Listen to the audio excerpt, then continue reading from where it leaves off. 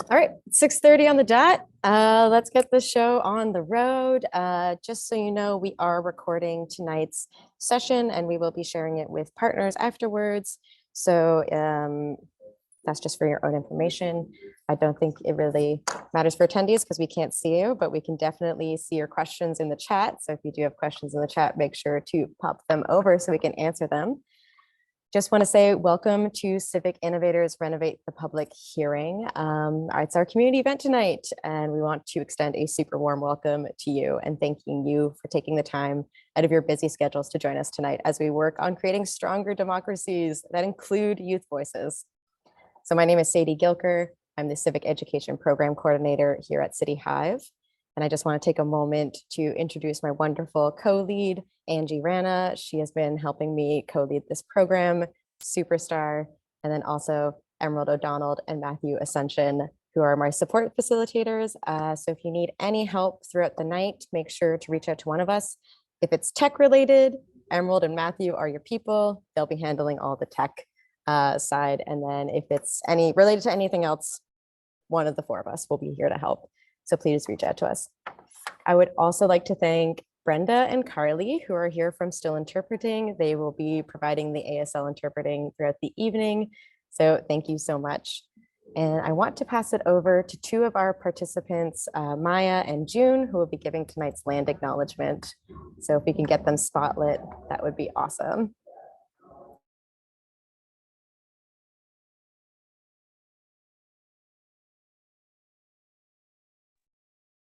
Okay, good evening, everyone. So City Hive is based on the unceded, ancestral, and traditional territories of the Musqueam, Squamish, Tsleil-Waututh nations.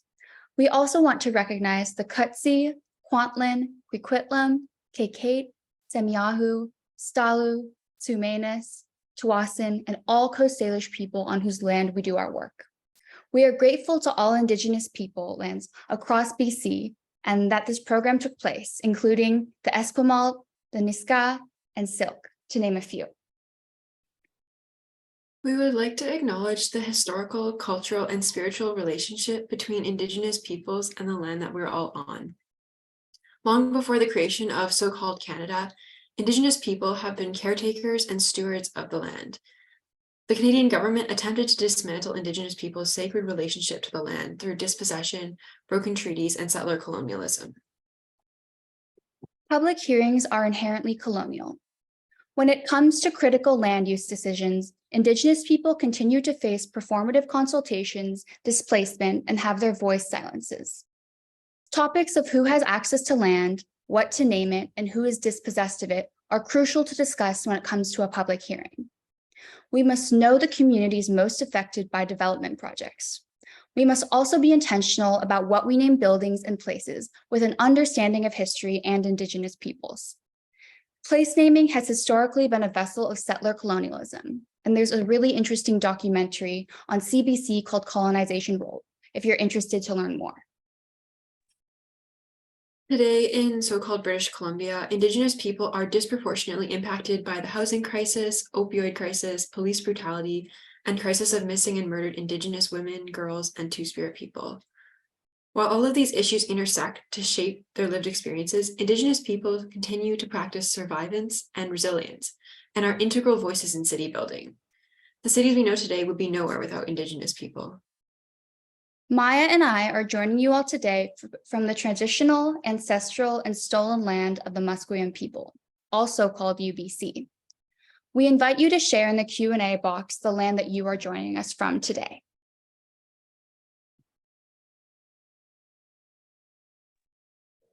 Thank you so much. That was wonderful.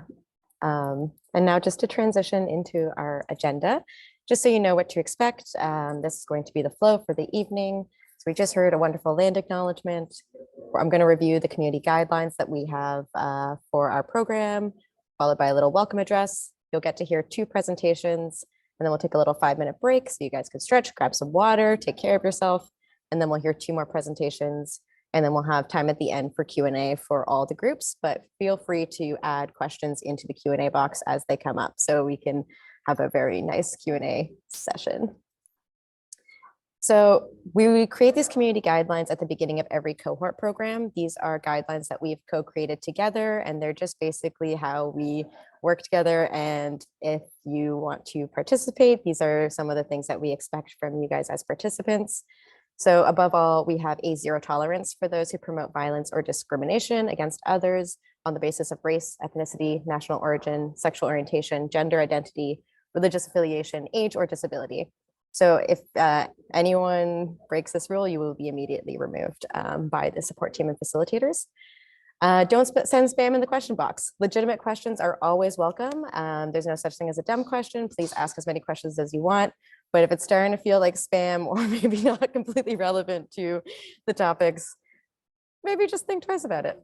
Another one, this one is like more just in general, take space, make space. So if you want to share your perspective, you're more than welcome to do so, but make sure that there's space for other voices to be heard as well.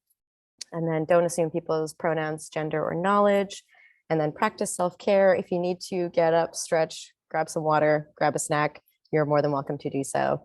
You got to take care of yourself, especially because we're going to be learning lots tonight. So take care of yourself.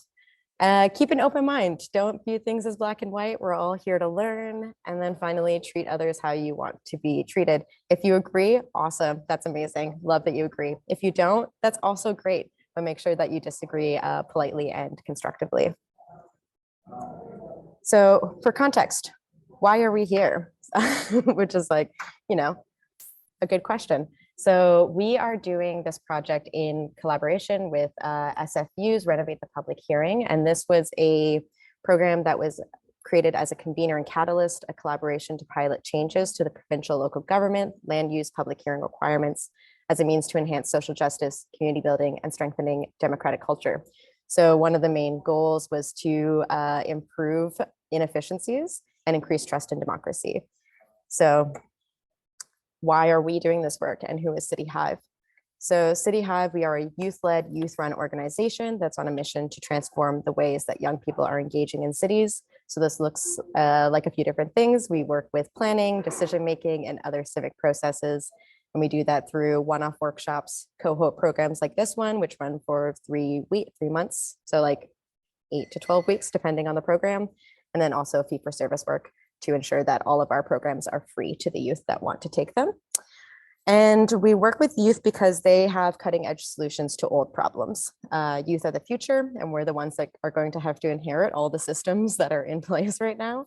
We're going to be the ones that are going to have to live through the long-term impacts of climate change and the processes in place. And also like the multiple conflicting housing crisis, financial issues, and social issues that are out there today. So we work with youth to empower them to make tangible changes in their communities so their cities and towns can resemble something more inclusive and accessible and sustainable, which is amazing. And we focus on meeting youth where they're at and demystifying the civic process.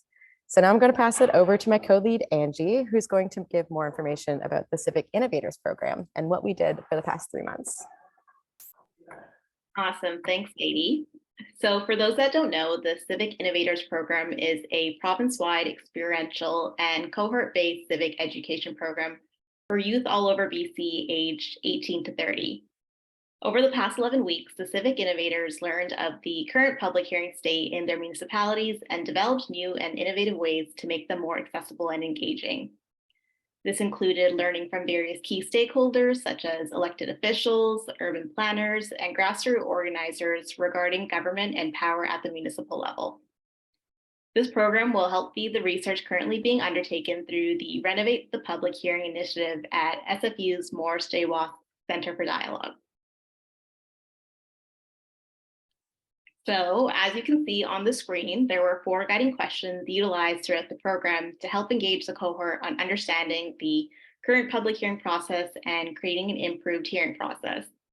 These questions range from understanding how to improve the civic engagement process, figuring out current barriers and accessibility issues of public hearings. Based on these learnings, the cohort was tasked with creating a renovated public hearing that addresses these concerns, which we'll be sharing with everyone shortly. So how exactly did the sessions go? As you can see, the first half of the cohort focused on the knowledge aspect of public hearings. During this time, a history of public hearings were provided, with learnings offered through various stakeholder guest speakers and virtually engaging activities. The second half of the program involved the cohort taking their newfound knowledge to create and action innovative project ideas on renovating public hearings. This involved forming groups, refining and revising projects, and feedback amongst facilitators and other peers. And lastly, we're now at today, the community event, where our lovely cohort will be presenting all their hard work and findings tonight to you. And before we move on to the presentations, we just want to say thank you to the entire SFU Renovate the Public Hearing team for their continuous efforts and support. We also want to thank the guest speakers that took time out of their day to share their knowledge at our sessions, and the REFBC for their financial support. And with that, I will now pass it on over to the first team presenting, High Five, to share what they've learned.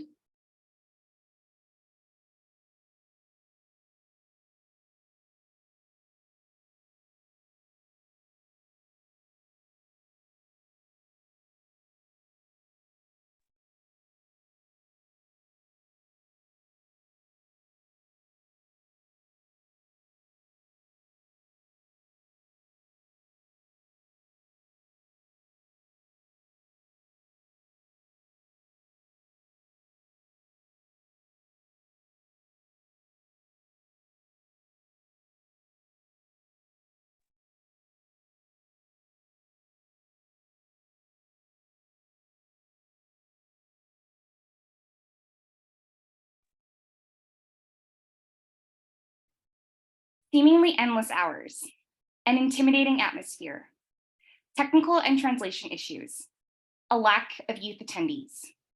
These are some of the barriers that our team experienced when we attended 2 hearings. These experiences validated what we've heard throughout the Civic Innovators program. The public hearing process is inaccessible. Without accessibility, any changes to the public hearing process will be ineffective. Tonight, we present public hearings, a praxis for access, which is our proposal for improving the accessibility of public hearings. So my name is Rachel, and these are my teammates, June, Chad, Armand, and Michael.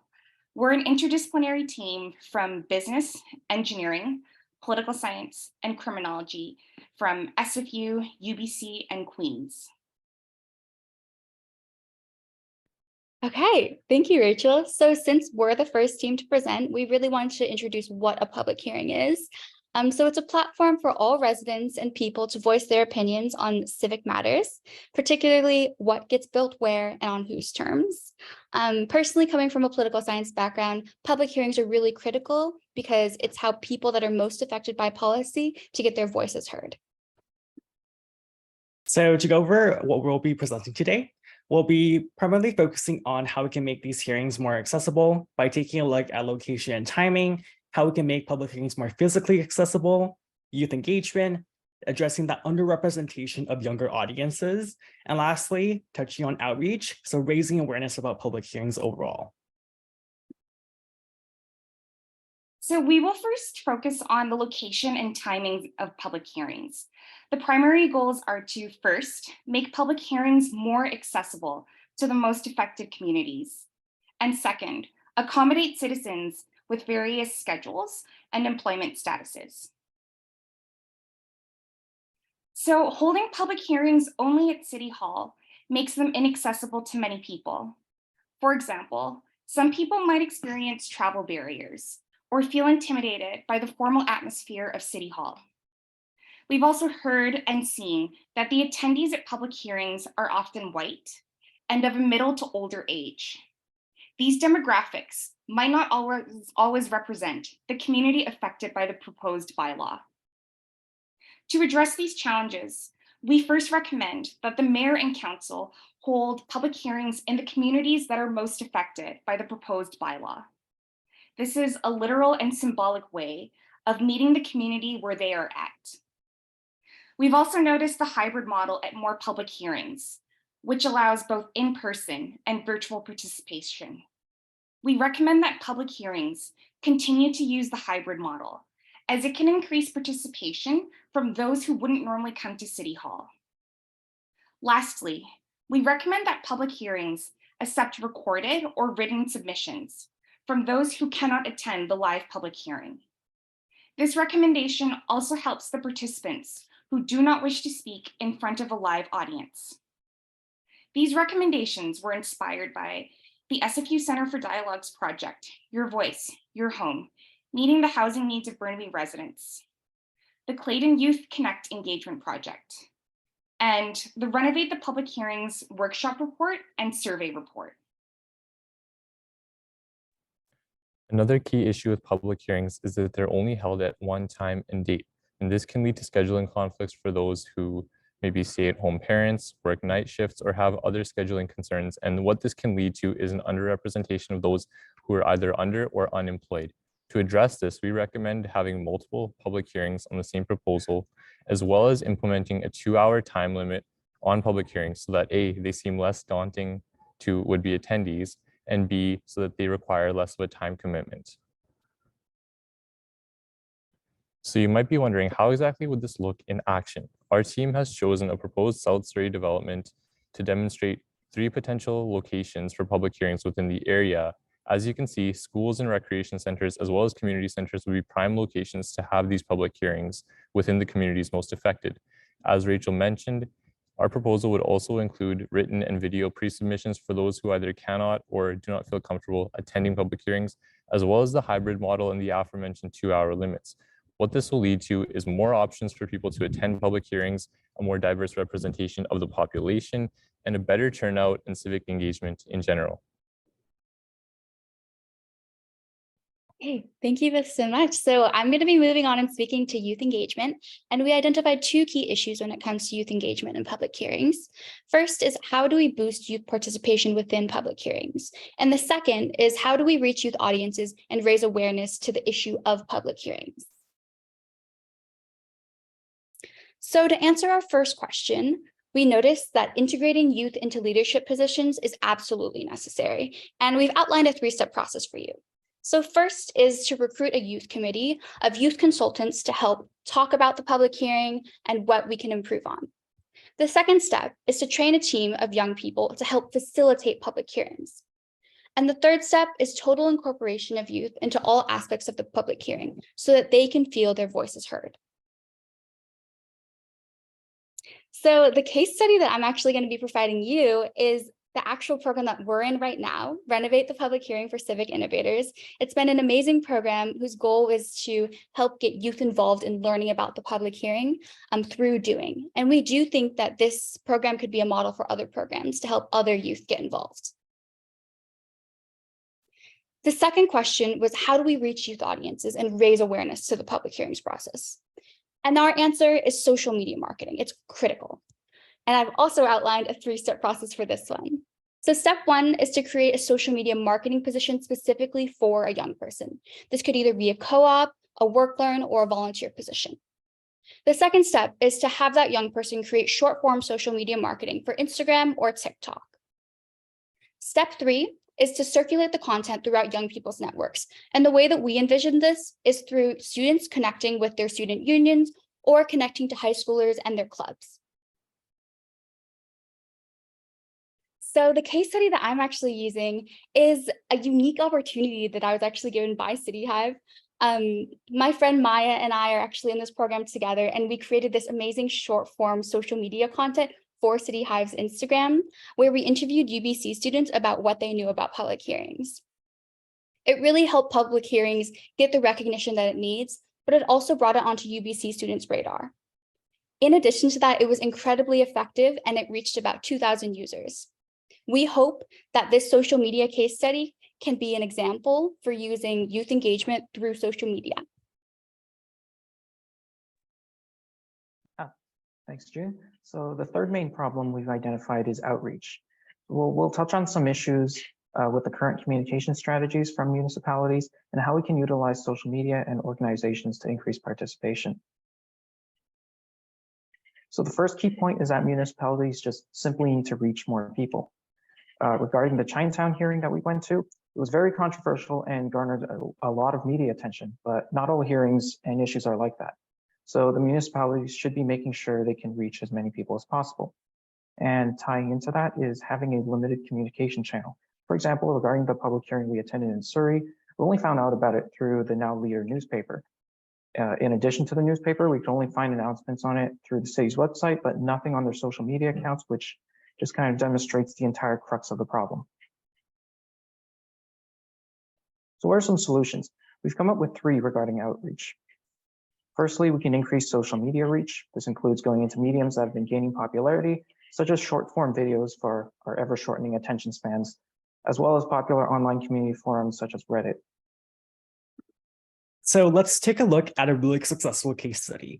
So Jess Jackson is actually a congressman in the United States, and he's made a series of videos speaking on political issues affecting American citizens. And ultimately, he's been able to garner over 2.1 million followers, some even in Canada, and over close to 21 million plus likes. And what he's really done is establish that trust and transparency by leveraging technology that's increasingly popular, which is short-form videos that all these social media platforms are going towards. So the key use case here is to take the initiative to bring your constituents with you. So bring them along, let them know what's happening, what issues are being discussed in council, and that'll help establish that trust and transparency and reach the quantified impact that he's been able to. The next that we want to touch on is the BC subreddit pages. So you can see in the top left corner here are some logos of like the British Columbia subreddit, the Vancouver subreddit, Victoria and Kelowna subreddits. And essentially what subreddits are, it's like community interest groups. And this is really helpful because you're able to reach location-based communities who opted in to subscribe to these communities. And you're able to directly contact them through posts. And an example that we want to look at is a council candidate for Vancouver. His name is Russell Wong. And he actually announced that he was running for Vancouver City Council in one of the comments of the Vancouver subreddit, and it reached over 107 upvotes. And that was just through a comment, by the way. So this really just showcases, the impact and the reach and possibilities with Reddit. And in fact, actually, I believe someone else in the comments even said that they were going to vote for him because, he provided his entire platform in a very transparent way. So we actually market sized the number of members in BC subreddit pages, and it came to about over 700,000 people. So it's interesting because Canada is actually the 4th in the world when it comes to Reddit and the amount of users that are on Reddit. So the key here is, you're getting in front of citizens digitally. Like we mentioned before, going into the communities to hold hearings, and that's more of a physical way of being engaged with them. But here you're going to digitally where they're already engaging with that type of content. So the key takeaway here as well is to communicate directly and hear feedback using digital platforms. So secondly, we can make heavy use of community organizations. A lot of young people are involved with some sort of organization, and especially students. So these organizations have great potential to connect with people who the municipalities otherwise wouldn't reach. So let's take a look at some examples of organizations here. So you can see some are location-based and community-based, such as the My Fraser Heights page and also the Community of Richmond, BC page.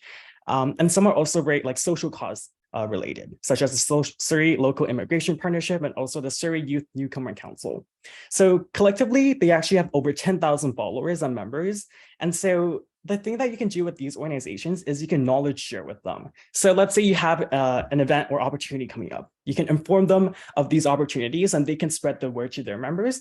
But also, it's also mutually beneficial because they can inform the city of their opportunities and the city can also help promote and amplify their initiatives. So it's a mutually beneficial relationship that you can establish. And thirdly, we can create social media posts summarizing upcoming events. By this, we mean we can have one single post with information on upcoming major events and have multiple images or multiple lines of text, including hearings, consultations, and just simply fun events. So an example that we want to look at is Queen's Yellow House. And so they're a QT BIPOC organization based under Queen's University. and they organize events for marginalized students. Essentially, what they do every week is they post, you can see in the top left corner here, what's going on at the Yellow House. They post a summary post of all the events that are happening. And what this is really good at is providing quick and easily accessible info. And it allows people to take advantage of all the opportunities that are happening, because often it can feel very overwhelming where you're hearing about a lot of different events from various different sources. And what you're doing here is you're fostering community by informing, because what will happen is these people will go to these events, they'll meet new people. And this also kind of helps tackle the loneliness epidemic that I hear so often about in Canada, and especially in Vancouver. So what's also beneficial is you can include other community organizations events and like repurpose the current mailing list content as well in these summary posts. So let's take a look at some recommendations and action of all the outreach recommendations that we just touched on. The first is short form videos. So here you have Councillor Nadine from New Westminster updating residents on what council has discussed, and also some upcoming fun events through TikTok videos. You can also use city subreddit pages. So you can see at the top here, the mayor of the city of Langley is doing an AMA post, essentially where you make a post and people can come and comment on your post and ask you anything. That's a great way to engage with people directly using digital platforms.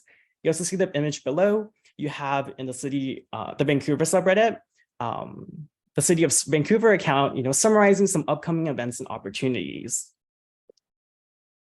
Thirdly, you also have community organizations that are amplifying the opportunities that City Council has that's actually involving some youth. And so you can see here, My Fraser Heights just made a post about upcoming paid opportunity to increase civic engagement for youth.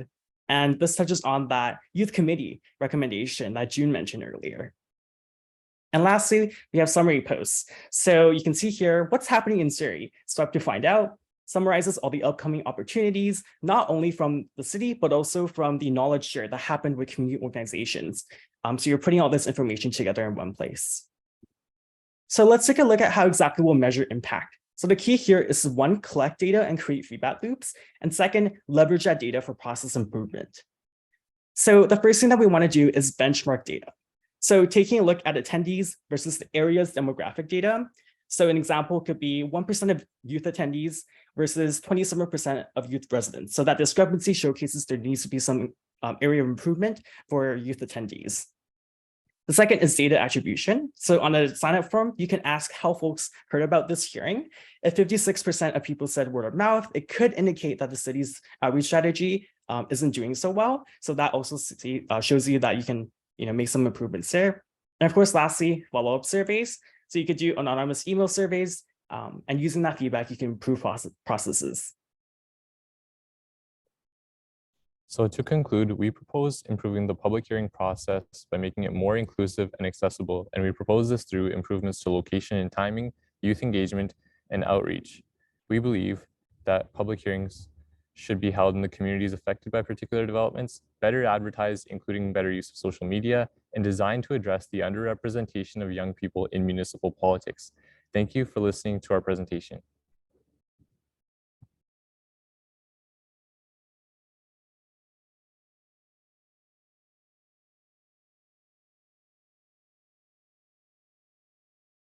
Amazing. Thank you so much, High Five, for your presentation. We would like to welcome everyone to ask questions. Feel free to throw them into the Q&A at the bottom. We will be saving questions to be answered at the very end of the session. And at that time, they'll have an opportunity to answer questions. And with that, I will now like to welcome Equinox to present their findings.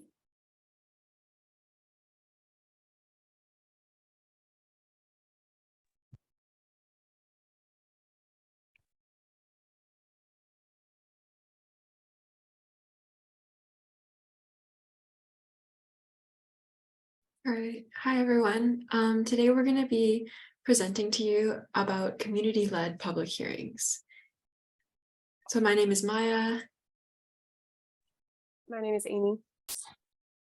I'm Hims. I'm Griffin.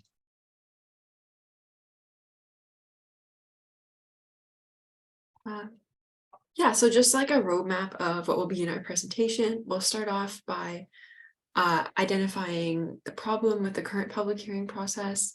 Then we'll talk about our idea, and then we kind of have like 3 different sections about our idea that we wanted to go into more detail about. So there's the application, the handbook, and the survey. Thanks, Maya. So tonight, our team will stand before you to shed light on an issue that has plagued our municipal government for far too long. It has become evident that our public hearing is like the reports. It needs to engage with the public effectively. This lack of connection stems from several key factors that we must address in order to create a stronger bond between the government and the people it serves. So first of all, our colonial architecture has created barriers between the government and the people it serves. We must reshape our structures and to better reflect the diverse communities we represent. So currently, Vancouver is the only major city in Canada that allows unlimited and unregistered speakers for every agenda item for both council and committee meetings. So apparently making each of the meetings lengthy and tedious. And the language, process, and complex jargons have further alienated the public. We must simplify our communication and streamline our processes for greater accessibility and participation. Marginalized population have been generationally excluded from our networks, preventing their full engagement. So we must actively reach out and ensure their voices are heard and respected. Our communication strategy has inadvertently created an echo chamber, reinforcing existing beliefs and stifling diverse perspectives. We must actively seek differing viewpoints and foster open dialogues. Lastly, our City Hall staff may lack of experiences in relating to demographics facing multiple barriers.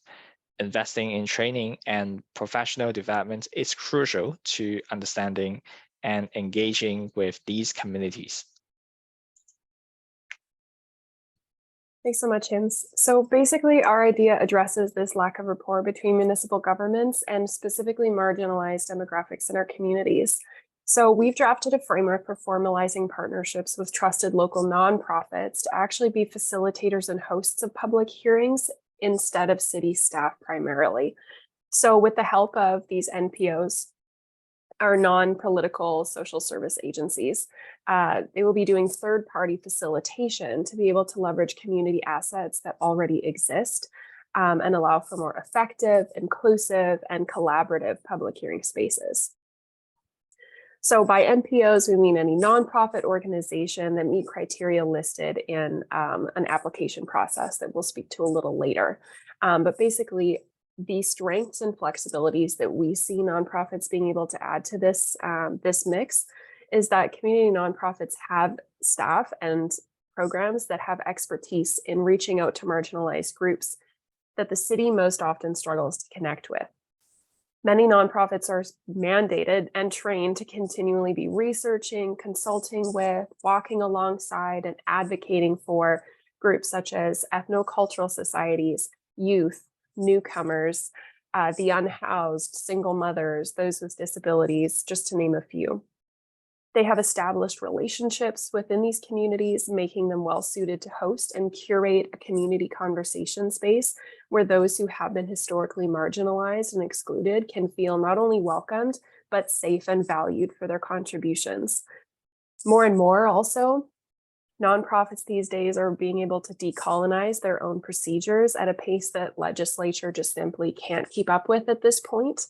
So they have more flexibility to do away with things such as colonial jargon, protocol, and rhetoric that do create distance between government and the people that are invited to speak their own opinions.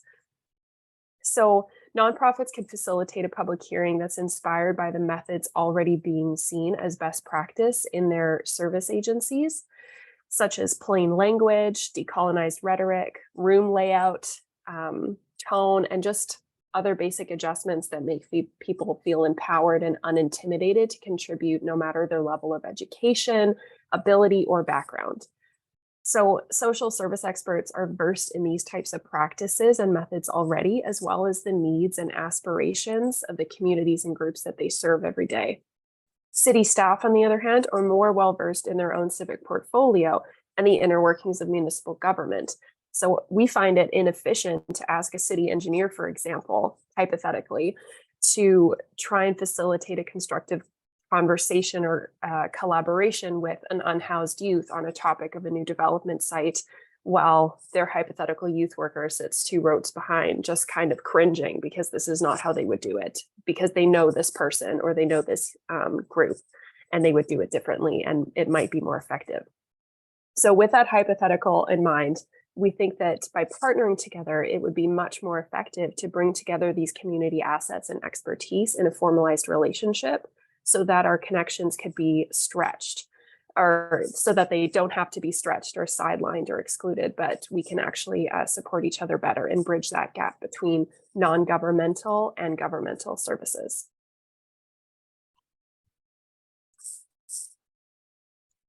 Okay, great. Thanks, Amy. And so moving on to the application process is intended to assess the eligibility of potential nonprofit organizations who are interested in applying for the facilitation of a public hearing. Now, this shouldn't be confused with an application that indirectly creates barriers to entry for potential candidates. Its function is the opposite. Instead, eligible candidates who do undertake the application process are supplemented with proper resources, training, staffing, facility, etc. And that's opposed to entirely ousting them from the process. So the application would be a process run directly through the municipality, either through a web portal or an open form, digital or physical, in which interested nonprofit organizations can fill out an application and have their eligibility assessed by the municipality. The municipality would then decide on the resources that need to be supplemented if necessary. An example of this would be if the municipality decides it wants to work with a specific organization, and that organization doesn't have a facility large enough to accommodate the needs of the hearing process, then the municipality could work in conjunction with the organization to supply them a facility which does meet the requirements of the process. And the application can also be used to identify which organizations might represent, by and large, the values of the community and what will reach communities rarely heard in the public hearing process. This encompasses marginalized communities who might not otherwise have access to the public hearing process conventionally. What the process also does is it identifies conflicts of interest alongside the chairability of the organization, or whether or not it is a registered nonprofit, so that financial responsibility and sources of revenue can be traced. At the end of the application process, for the sake of full transparency and accountability, the municipality will be required to post a comprehensive list of each organization and the reasoning for denying or accepting their application.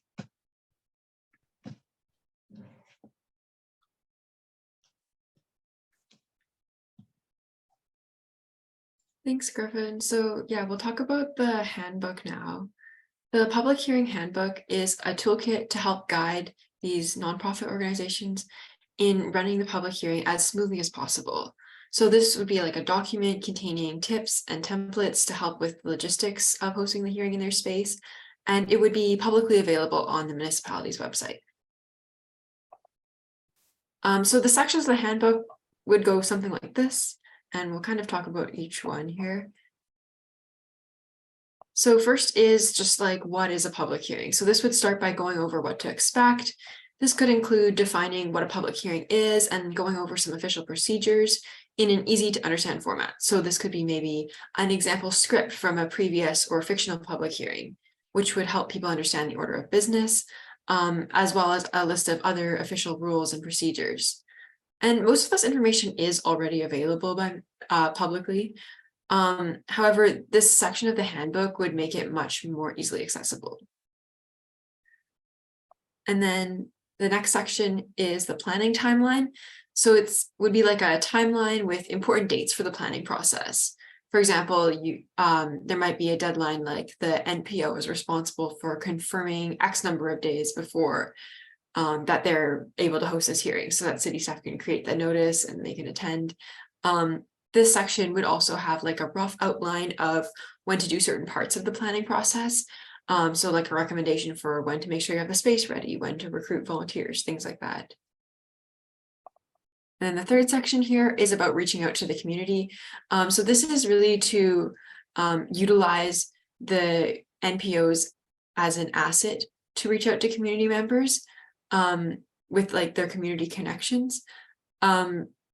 And to make this easier, this section would have some like tips for outreach, as well as templates for different methods of outreach. So maybe like a poster, a Facebook event, an Instagram post, or even just like a script for when you're just talking to community members in person. And then this section is about setting up a facility. So there would be specific requirements to be able to host a public hearing in a certain facility. Like capacity, it has to be able to fit a certain number of people. Also being able to accommodate for accessibility needs, like is it wheelchair accessible? Can people see and hear from where they're seated? And then also technological needs. So like being able to live stream the hearing from that space. And of course, if the NPOs don't have the space or equipment needed to be able to meet these facility requirements, this section would allow them to communicate this to the city so the city can help provide them. So let's say they don't have a big enough space, then the city can make sure they rent out a nearby school gym or something for them to use. And then this next section here is about supplies and budget. So this could be just like a list of supplies that would be needed for the hearing, like tables, chairs, hand sanitizer. Maybe they want to also provide food or refreshments to help encourage people to attend. And then this would also have a budget template where the NPO can record their expenses for these materials. This way it can be sent to the city for reimbursement and it's not at a cost to the NPO themselves. And then the last section here, this would just contain information about the numbers of staff or volunteers that might be needed in order to facilitate this and some roles that they might take. For example, establishing someone to be the main point of contact with the city staff, or having people help plan the event, welcome attendees, handle refreshments, or help with setup and takedown. And I'll pass it to Hims now for the survey. Thanks, Maya. It's a pretty long handbook we have been drafting about. So another key component of our renovation is aimed to gathering ideas and comments for improvement in our process. We are launching surveys to be distributed among the nonprofit organizations, allowing them to collect valuable insights from the communities they have served. So this survey, it's a powerful tool for nonprofits to engage with the public and understanding their needs and aspirations better. By reaching out to marginalized groups and communities, we can ensure that their voices are heard and their perspectives are taken into account. This survey will be designed in collaboration with the nonprofits, ensuring that they are culturally sensitive, inclusive, and accessible to all. By involving these organizations in the survey creation process, we can tap into their expertise and knowledge of the community, resulting in more meaningful and relevant data. The collected ideas and comments will be valuable resources for us to identify areas of improvement in our process. By analyzing this feedback, nonprofit organizations can make informed decisions and implement changes that truly address the needs and concerns of the public. The City Hall may also make use of the survey results for the evaluations too.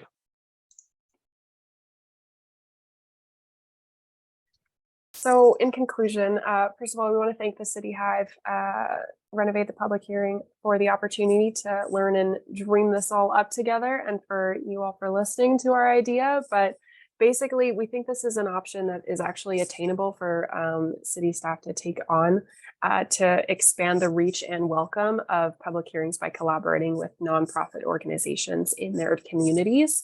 To identify potential hosts, we've outlined the key criteria, provided the building blocks of a public hearing handbook, or cheat sheets, and a survey to find out if a public hearing can still be empowering space for civic engagement, no matter what decision is ultimately made by council. Is the process acceptable, accessible, and acceptable for everybody involved? So it's important to recognize that some larger organizations might be qualified and desirable facilitators. They're allowed to decline the public hearing. This isn't something that we're pushing on to NPOs just because they're technically big enough or in the right space. Some people or some organizations might very well decline the opportunity due to factors or perspectives such as systemic discrimination, a lack of resources, or reluctance to engage with what they perceive might be a colonial process. So we respect these decisions and strive to make a better working relationship there. To supplement that hosting process, the handbook would help everybody out in answering those nitty-gritties if they're not totally versed in the public hearing process and they haven't been able to take the City Hive course. This is kind of going to help them along. And it's designed, and the survey afterwards is designed for collaboration in mind so that we can gather insights from the communities that we're serving. This approach aims to amplify voices of marginalized groups and guide the decision-making process for continual improvement. So by actively involving these local nonprofits and fostering a more participatory and asset-based community development perspective in the public hearing process, we hope that we can enhance the whole experience for everybody, address local needs, and work towards a more inclusive and responsive municipality for all. So thank you so much.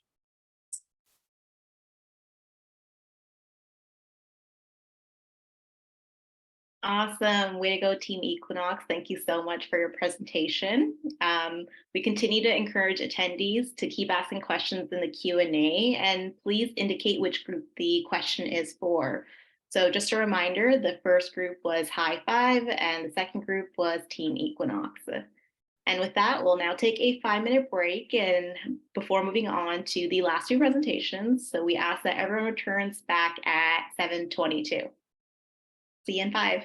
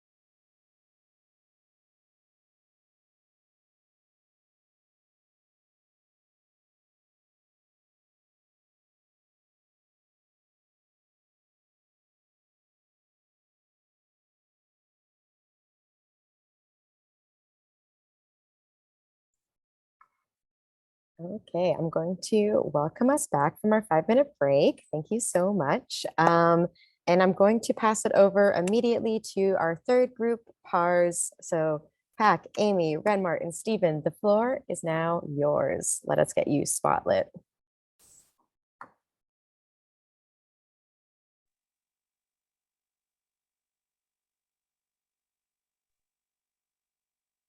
Hello, my name is Renmart, and here are my group members, Pat, Stephen, and Amy, and our team is called PARS. If we go to the next slide, this introduces our team. And basically, our project is based on our existing research and literature reviews. We've identified as a theme of what the downsides are and potential solutions to the problems or downsides we found in the public hearing process. We wanted to create our own ideal public hearing system. And I'll just quickly run through the downsides we noticed: the lack of dialogue, the highly formalized structure, the existing knowledge accessibility issues and diversity issues, and a lack of attendance that can be due to the factors such as geographic limitations, preconceived biases, and time issues as well. Now, moving forward to the first issue, the lack of dialogue. A problem we identified was this kind of inability to have that back and forth discussion compared to just the formality of having a speaker take turns solely just to express one's own preconceived ideas or perspectives, rather than having more of a discussion. And to address this lack of dialogue, we propose using a dialogic component or a dialogic solution. And going to the next slide, one alternative to the public hearing process we found was something called the mini public, or also known as the Citizens Assembly or Residents Assembly. Now, what is a mini public? Essentially, a mini public, an example that happened here in BC was in the Grandview Woodland Citizens Assembly that occurred from 2012 to 2013. There are three main components of what a mini public could be, and it involves three different stages: a learning, a consultation, and a deliberation phase. For the learning phase, before I get started, I'll just explain kind of how people are grouped into the mini public. Essentially, a group of participants that are geographically representative of whatever project site of issue. They are randomly selected. This could be done through, for example, an invitation letter sent out, and then any surveys sent to those indicating interest to gather info around background information, and using this process to randomly select interested participants. The selected participants are then placed into a group that is formalized as a citizens assembly, quote unquote. In the first phase, it's called the learning phase, where essentially the chosen participants take part in group discussions that can include small group deliberation, having experts' testimony, so having experts present all sides of the matter in a non-biased way. There can also be incorporated a question and answer period, stakeholder meetings, and a larger plenary discussion. This is the learning of the whole issue as a start.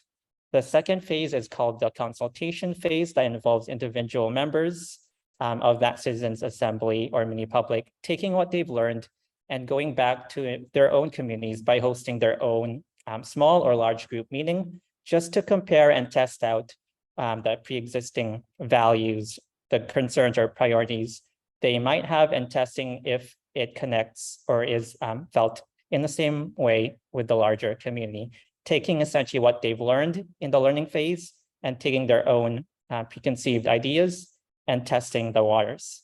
The last phase is called the deliberation phase, that involves the residents of that citizens assembly or mini public taking what they've learned, taking what they've engaged with the public, and formalizing what's called kind of a citizens report, where they go through a process of peer feedback and discussion to try to achieve some kind of consensus of a list of recommendations that they want to have in that citizens report to eventually present to City Council.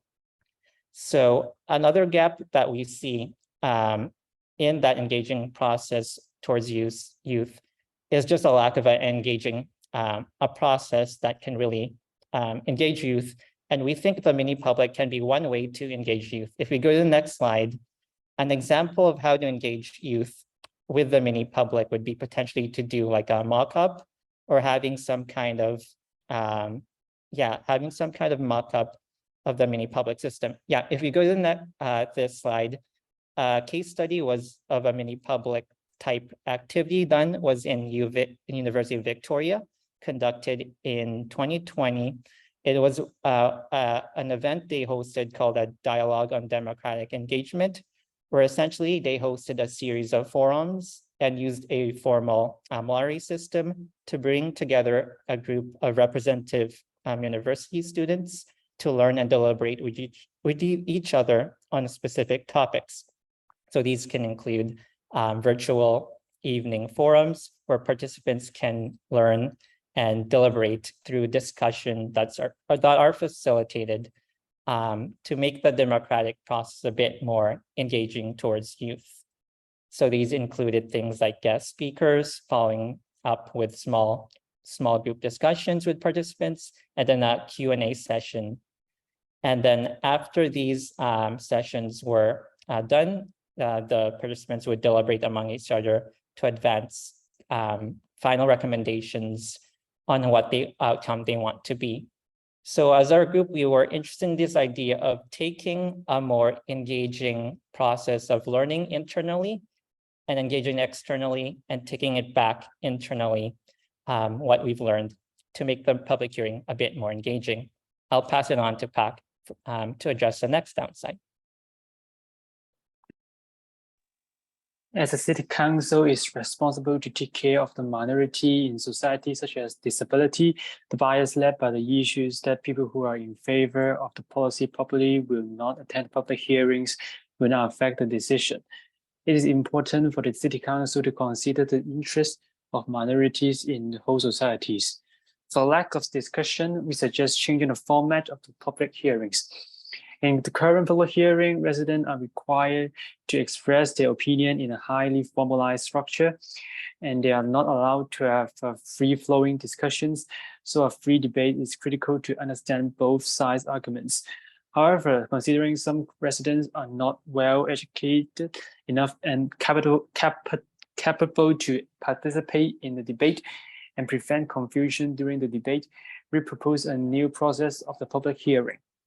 Public hearings should be separated into at least 2 rounds. In the first round, the public hearings remain the same format as the current public hearings. Participants must express their opinion and argument in a highly formalized structure.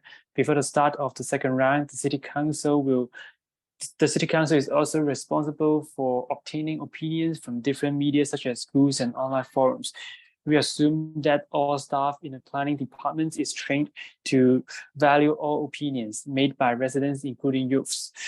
The staffs, also known as the planners, shall clearly list all the arguments on the paper and website. In the second round of the public hearings, all arguments will be separated into different aspects. City staff will start the discussion of different aspects one by one.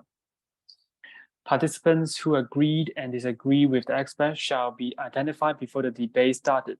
When the debate started, participants who support or who are against the argument will be allowed to take turns speaking.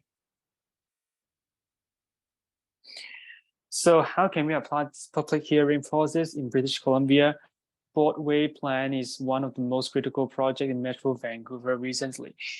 Vancouver City Council hold a few public hearings related to this issue. In the new process, first round will be the same as now. In the second round of public hearings, city staff will start an aspect related to Broadway plan development, such as environment. Someone claims that Broadway plan redevelopment will build lots of high density building, which will damage the beautiful environment of Broadway.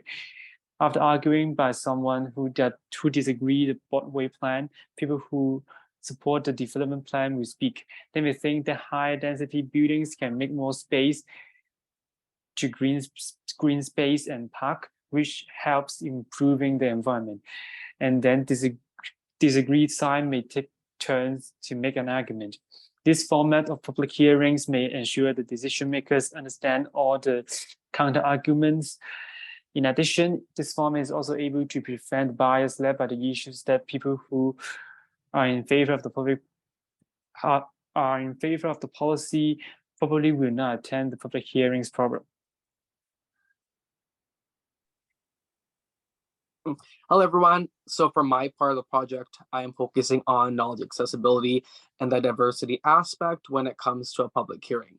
So what really started this part of why I want to take this part of the project is back in week 5, we did a youth engagement piece where we had to engage with youth in our community and different communities and see what are their knowledge when it comes to public hearing. Do they know what a public hearing is, and what do they know about it, and what can they do about it? And through my own personal research and engaging with my peers in this program, all of them didn't know what a public hearing is. And those of them who did know what a public hearing is, they didn't really know what the purpose behind it was, how is it used, and the benefits behind it. So the reason why in this part of the project and through my research, I specialize in this area of knowledge accessibility and diversity is because one of the largest aspects that is facing in our current public hearing process is the knowledge accessibility portion. So how do we get the knowledge out there? How do we get people not only to know what is a public hearing, but also getting the idea of out there is what is it used for, the purpose behind it, and then obviously the lack of diversity that is in the public hearing process.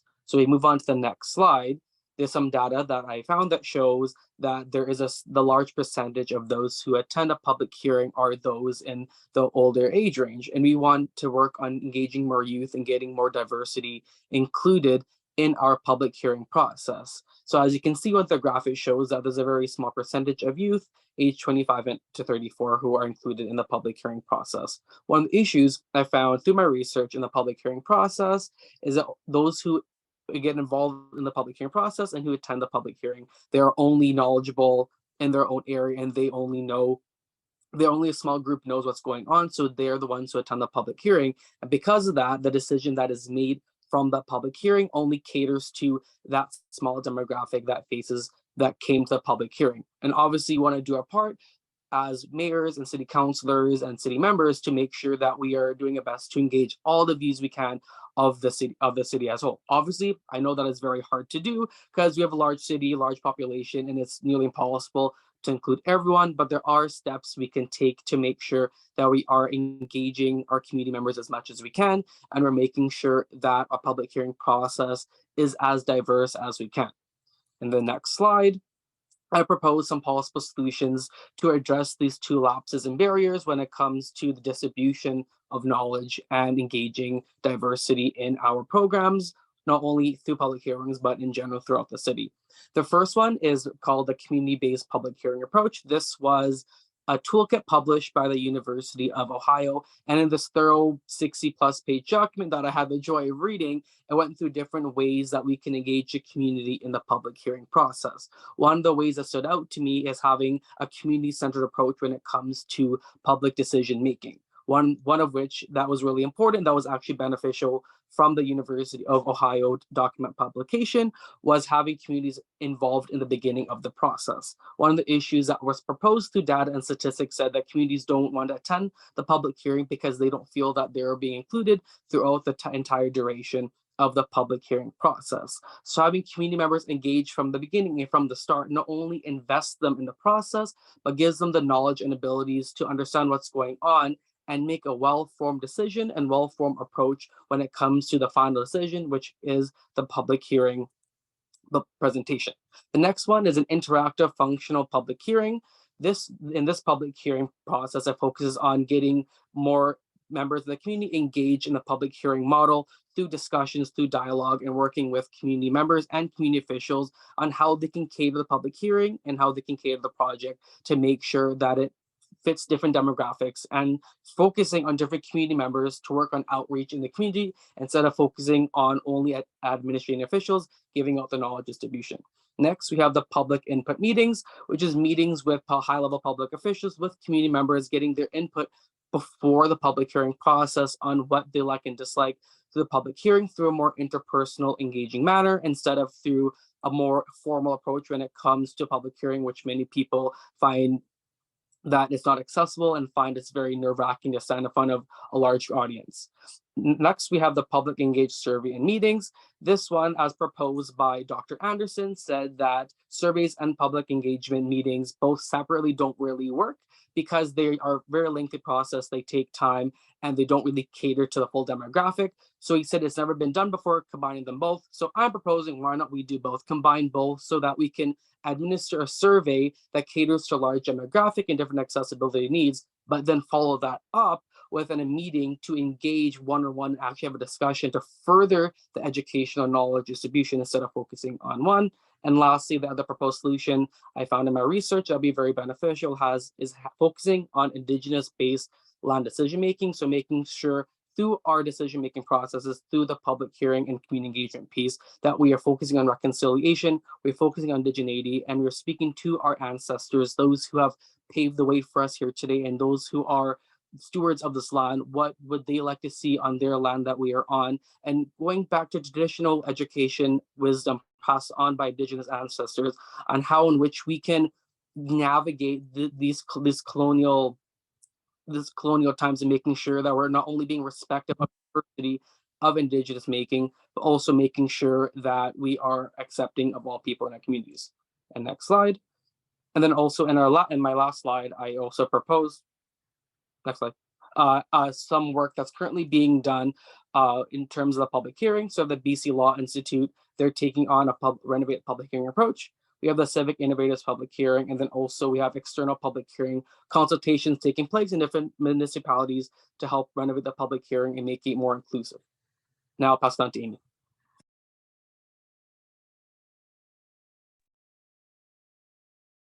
So yeah, there is a lack of attendance at public hearings. And why is that? So I'm assuming it's due to the lack of active efforts to communicate about the opportunity to attend these sessions and then the timing at which public hearings are held, and also the fear of the preconceived biases and polarized points of views that take place in the public hearing setting. Some people might assume that these spaces are political and might not feel welcome to speak. These spaces can have very polarized points of view. If public hearings were more similar to community engagement, there could be a greater involvement in the community and it would ideally not be as polarized. As a student at UBC, I saw this being done with the Campus Vision 2050 engagement plan. They considered multiple groups of stakeholders and had multiple sessions of engagement over 18 months.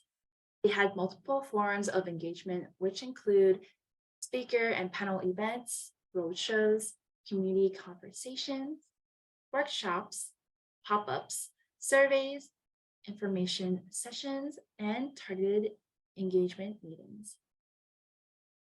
Additionally, their engagement principles include these phrases: being clear about how and why individuals and interest groups will be involved, reaching out to those impacted or interested, understanding the needs and concerns of individuals and interest groups, and sharing the outcomes of the process and how participant input was used. This allows opinions to feel heard and properly considered in a decision or a project. I am not saying that we should have an 18-month-long session, but these principles behind engagement can be applied to public hearings to make them feel less polarized, open-minded, and inclusive.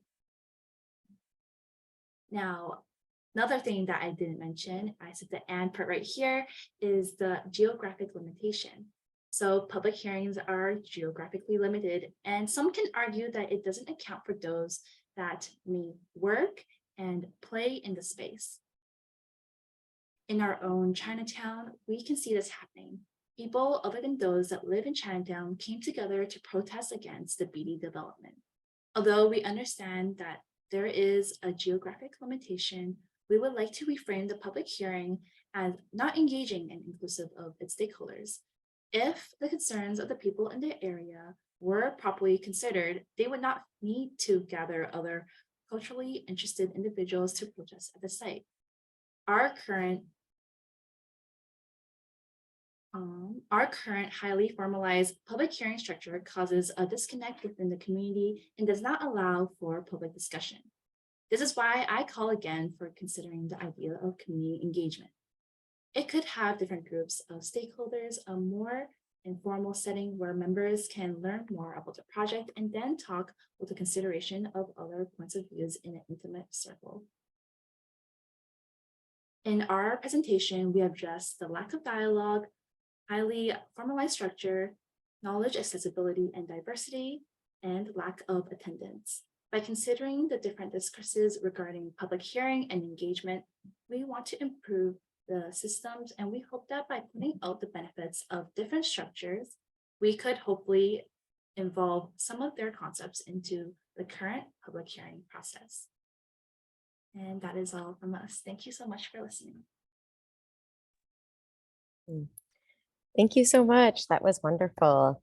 We are going to pass it over to our last group, Team Something. So we will spotlight you now so you guys can also share your screen, and you guys will close us out for the evening before we move over to our Q&A session. So please keep those questions coming in the chat and make sure to address which group you want to ask your question to, or if you want to ask a question to all the groups, you are also free to do so. Thank you so much.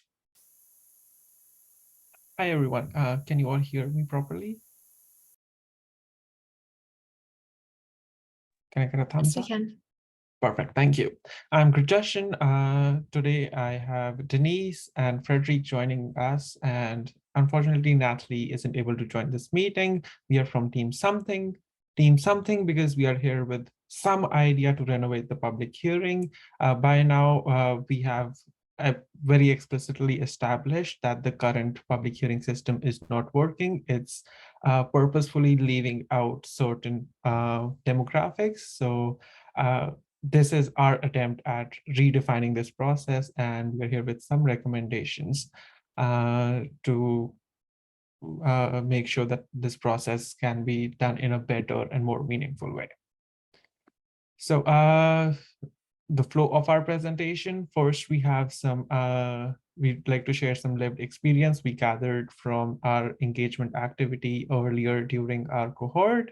And then Denise would go over the context of why and how we reached over the Sorry to interrupt, the recommendations. screen is not showing our slide. Okay, let me reshare.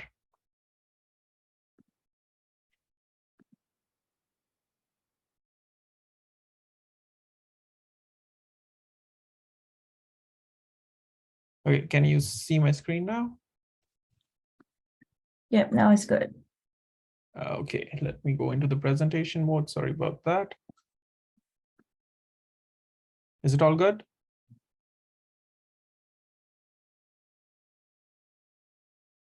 Yes, we can see. Perfect, thank you.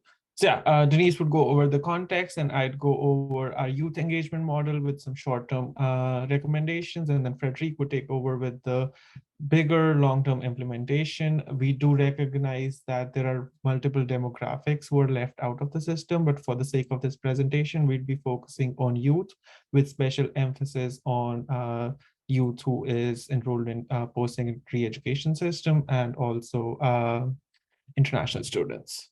So now here you go, Denise.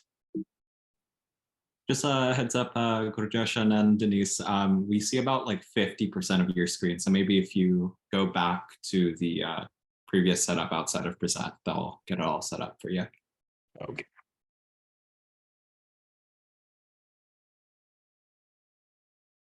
So are you saying I shouldn't go into the presentation mode?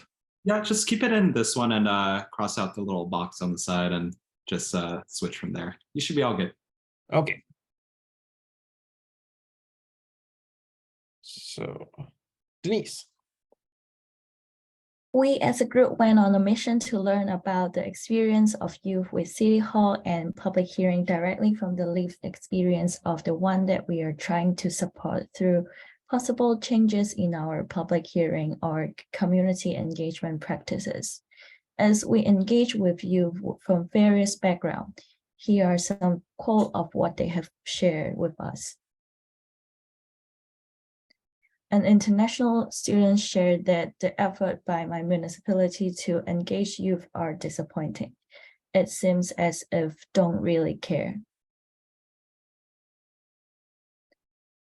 From the sharing of the young temporary residents, we have noticed that some of the youth didn't even know they were allowed to go into the city hall. They don't know their right as a residents of the municipality because probably they were from a society where there's no city council. City hall are uninviting, especially when you're new to the area and not familiar with what the building is meant for. The space and the colonial structure of the city hall make young newcomers feel cold and lost. Now we will go into the context of what and why our project is about.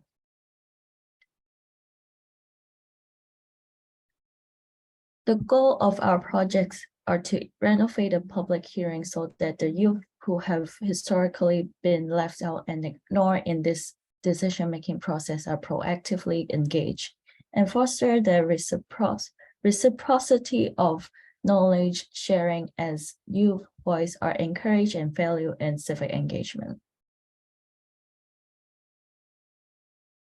There is no doubt that we are currently in a housing crisis. Those who are most impacted, including students, immigrants, renter, low-income population, and more, are left out of the current public hearing process, which favor those that have more time to attend these hearings, such as the homeowners.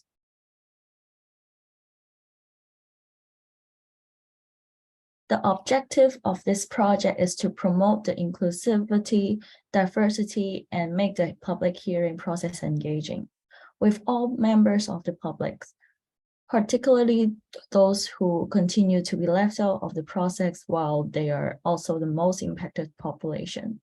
So now what's next? How to achieve our objectives? For this section, I'll pass it on to Gurjeshan for further explanation. Thank you, Denise. So next are to achieve our objectives, we are here with a model for engaging youth. We based our approach on the proposal from Tamrek Institute's Guide for Engaging Youth, which tells us how we can meaningfully collaborate with youth. Some important factors are accountability, developing trust, meeting youth where they are, which our previous peers in other presentations have also emphasized, recognizing the value of lived experience, communicating with youth on the same level, using the same language, and also using the same platforms like social media and not going back to newspapers for advertising public hearings. Also affirming the work of youth as equal and making sure their contributions are valued and there are continuous feedback loops. So recommended practice, especially when we talk about short-term changes, is engage youth in such a way that their work has tangible outcomes so that they feel valued. Oftentimes, different cities or different organizations set up youth advisory councils, but they never consult youth before setting up those councils. So our recommendation is ask youth and other stakeholders and don't assume what they want to do and how they want to be involved in. Also, create conditions for youth to succeed. Just setting up a council or just having them join a city hall meeting or just providing a seat at the table is not enough. Youth probably don't have enough resources, they don't have enough knowledge, they need mentorship and training along the way. Without that, they won't be able to succeed and they won't be able to contribute meaningfully to any discussion. Youth, as you all know, are not financially independent. They are struggling, especially with the recent spike in inflation. So there needs to be adequate compensation for the time they're devoting, and also for, let's say, if someone has to skip work or they have childcare needs to come to the meeting, they should be adequately compensated. And also be thoughtful when selecting meeting spaces. You should, youths are usually at universities studying for their bachelor's or whatever, and it's hard for them to balance education, work, And then also we cannot expect them to come to City Hall every few weeks so that they can be part of this process. So doing virtual meetings or taking the meetings to the universities where youth are readily available is our recommendation. So our short-term changes would include meeting people where they are. So if you want to engage youth, go to universities, host your meetings on university property so that you are surrounded by youth there. And also making City Hall meetings less hierarchic and more inviting and comfortable. Sit in a circle or make sure there's no time limit on how much a person is allowed to speak and everyone gets a chance to share what they wanted to share. And also, again, emphasizing that youth need to be adequately compensated. We cannot expect them to volunteer every now and then. And now I'll pass it on to Frederick for the long-term implementation. Thank you. So building on our short-term implementation, how can we maintain engagement, especially with youth? So we would consider putting in place consultation processes and an ecosystem that includes, that continues to develop relationships and engagement with youth so that they can be engaged on an ongoing basis at the beginning, during, and after. And this would mean being intentional and meeting youth where they are, in offering employment opportunities to transition youth from volunteer into city staff positions, and show the professional benefits that their involvement can have, and showing that it's a great way to attract, engage, and support youth and can lead to longer and better engagement. So next steps, how can we shift the process and integrate deep engagement of those voices that are currently left out, which we find is not compatible with the current public hearing process, particularly in the context of housing. Site-by-site zoning through public hearings favors homeowners and lacks voices from those who are most impacted by our housing crisis, which we mentioned are mostly renters, young people, low-income earners. And this zoning process through public hearings timeline doesn't allow for deep engagement, which can take several months or even years, as was the example in the previous presentation with the UBC planning.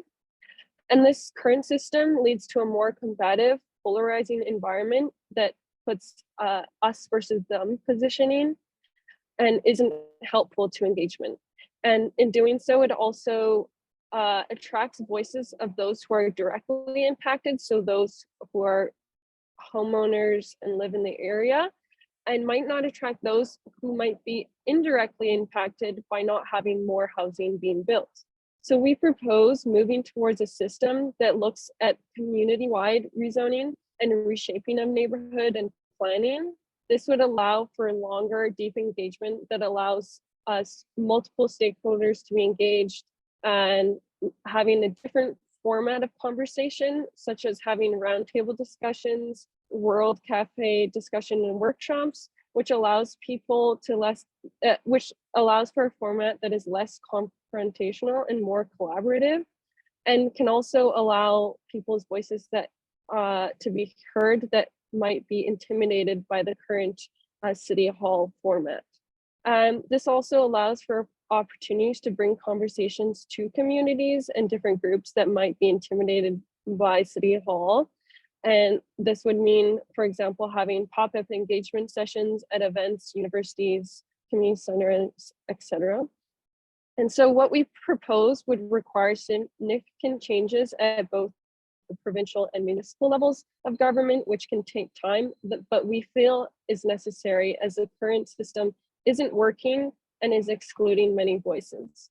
In the meantime, smaller steps can be taken to include voices as we propose with our youth engagement model. So thank you for listening to our ideas, and we hope it has provided insight into the current challenges of our public hearing model and ways that we can reshape it to have a better future.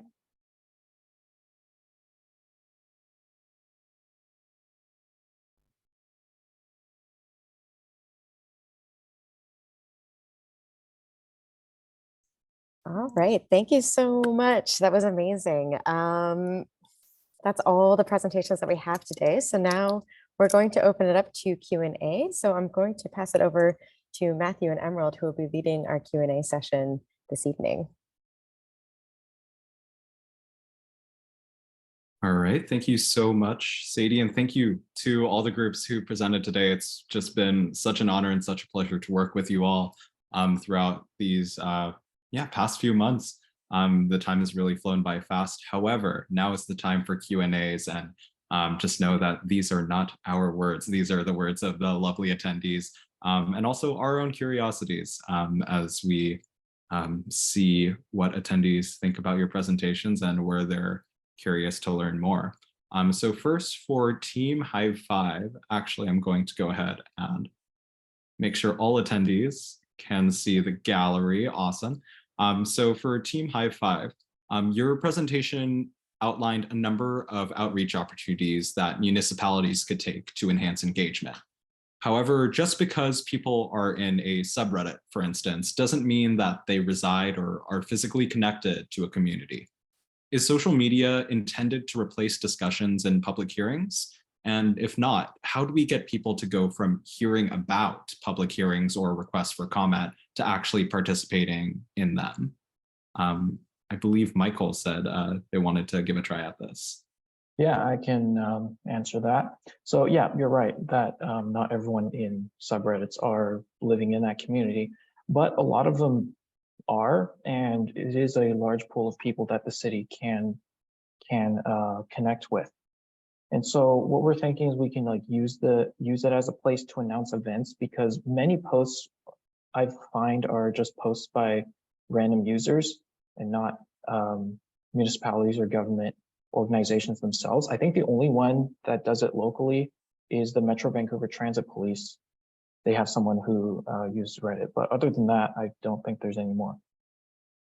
And it is a place that people can discuss, but if the city wants to collect official feedback, we think it can just link to their website where they collect feedback as always, as they do now. And yeah.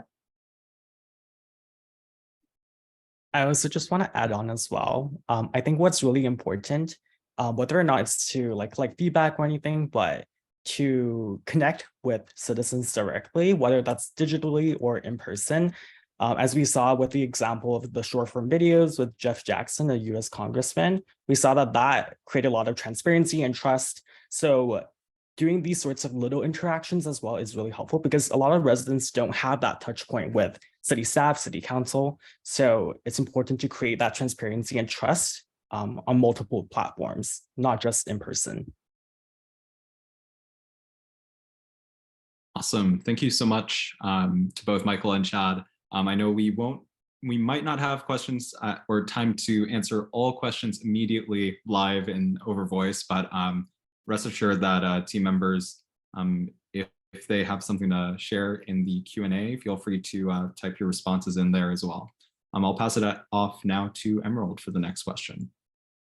All right, so we have a question for Team Equinox. Most NPOs are stretched really thin. They're run by volunteers and they have really niche interests that don't apply to lots of topics of public hearings, for example, residential rezoning applications.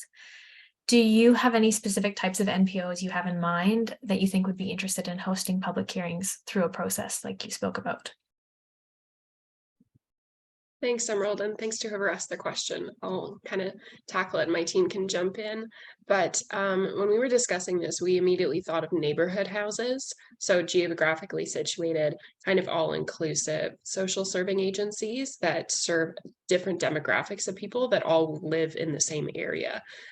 So I know that there's several neighborhood houses around Vancouver and Surrey that I think would have not always the staff or the resource capacity at this time to take on a project like this, but the purpose of it would be to have a formalized way for groups like that or nonprofits like that to access resources and training and the option to do something of that nature if they were interested. Also, communities like Abbotsford, Chilliwack, Mission have these community service agencies that kind of reach, you know, from twinkle to twilight kind of services, reaching everybody, whether they live in that specific area that's going to be rezoned or not. They're in the community. And so geographically located nonprofits of this nature could be really good applicants for this process, because obviously their staff isn't necessarily going to be affecting like a development site per se, but they're going to be serving the communities that are affected by that development site. So making sure that there's a community that has rapport with the people who might be displaced by a rezoning application can invite those participants and make sure that they curate a space where those participants feel understood, valued, and even if the rezoning goes through in a way that isn't beneficial for their clients, for their community, that there would still be that rapport to carry through that process and know that their voices will continue to be heard even after maybe that application goes through, because they know that the people facilitating it are still in their corner. I hope that kind of gives a little bit of clarity to that. Anyone else from Equinox would like to add anything? All right, I'll pass it on to you, Matthew. All right, thank you so much. And yeah, thanks to Team Equinox for taking that one on. This next question is for Team PARS. So, have you done a stakeholder analysis relating specifically to rezoning public hearings, or public hearings centered around rezoning and land use? Obviously, there are many stakeholders that are involved in this process, and most major rezonings involve billion-dollar privately held developers. How can diverse grassroots voices from the community be balanced against these huge profit-seeking entities? And I believe actually during the presentation, you touched on this a little with the Kiefer Place development, or the BD development in Chinatown. So if anyone would like to take this on.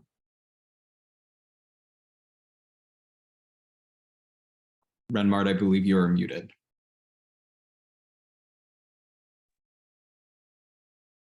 Yeah, I can try to answer this question. So in terms of that stakeholder analysis, we haven't done that specifically just because it is outside of the scope of what our project is. But I will say, in terms of the limitations of the public hearing is, again, as mentioned before, that the focus on the site-by-site project. Focusing on individual sites does limit who may be invited or engaged in that process. So one way, we do acknowledge as a team that one way to make it more accessible would be to have a wider geographic scope, maybe a more city-wide geographic scope of people who are invited to the public hearing.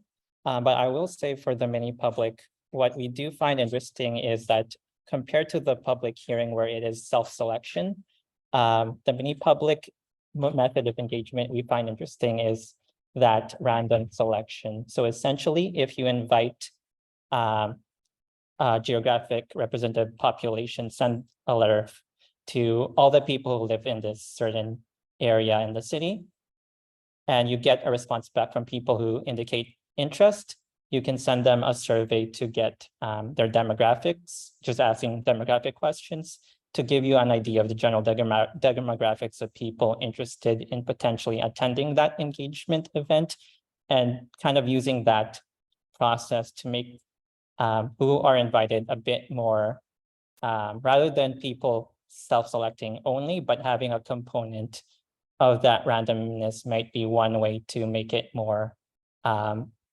more fair on the people who can come, as you have more options to kind of get try to get an equal representation of people to come to the hearing. So we find that random selection maybe one method to make it a bit more fair, rather than you selecting to come yourself with your own preconceived biases.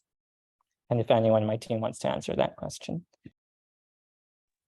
I know we're tight for time, but in my readings, writing by Thomas A. Chamberlain addresses this issue about stakeholders and working with stakeholders versus community members. And the quote that I have that I feel best addresses this is where he says, to provide public input based on a relatively high level of information. Meetings between planners and the public early in the planning process allow direct and immediate feedback between public and planner.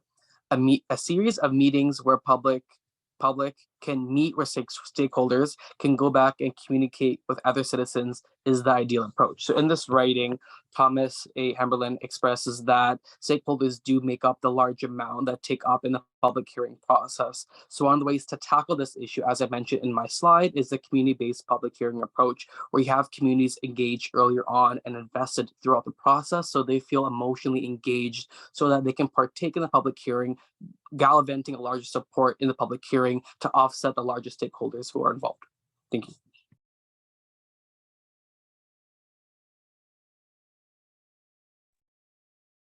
All right, if no one else in Team Pars wants to pop in, I'll pass it back to Emerald for the final question. Yes, so a question just came in that I will throw to Team Something's way since you've answered some of the other questions in chat. The province has only a few requirements to be fulfilled by municipalities for public hearings. The rest of the ways they are held are built into each municipality by culture or capacity. So do you think that the changes you are considering should be mandated by the province, or do you think each municipality should assess what works best for them?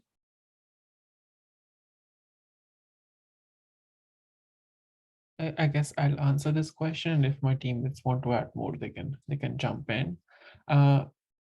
In my opinion, the public consultation process should not be mandated because every city has different needs and every city would have different demographics. The needs of city of Vancouver would be much different than maybe Kelowna, Kamloops, or Mission. So having a standard process or procedure is very colonial notion, which people perceive that works effectively, but in reality, it does not. And every city should consult with its people, with its demographics, and ask from them what they need and what is the change they want to see in their cities. Thank you. Thank you. Anyone else from Team Something like to add something to that?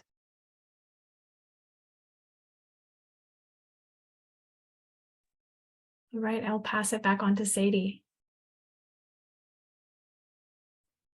Okay, yeah, that's all the time that we have for questions tonight. If there are any outstanding questions, feel free to just shoot them over to me. My email is sadie@cityhive.ca, and we'll do our best to answer them and get those back to you in a timely manner.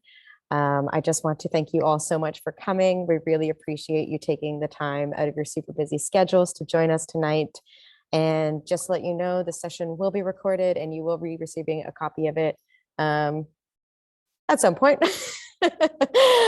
So yeah, thank you so much. If you want to get in touch with any of the participants and like ask more questions or maybe implement some of these recommendations, feel free to reach out. We'd love to talk more. And I just want you all to give a big round of applause to all the groups and the facilitators and the ASL interpreters, because everyone worked really, really hard. This is months of hard work that you just saw. And we're so proud of everyone for sticking through a completely online Zoom programming, showing up every week, and just putting together these amazing presentations. So please, thank you. And thank you so much for being here. And we really appreciate it, and enjoy the rest of your evening.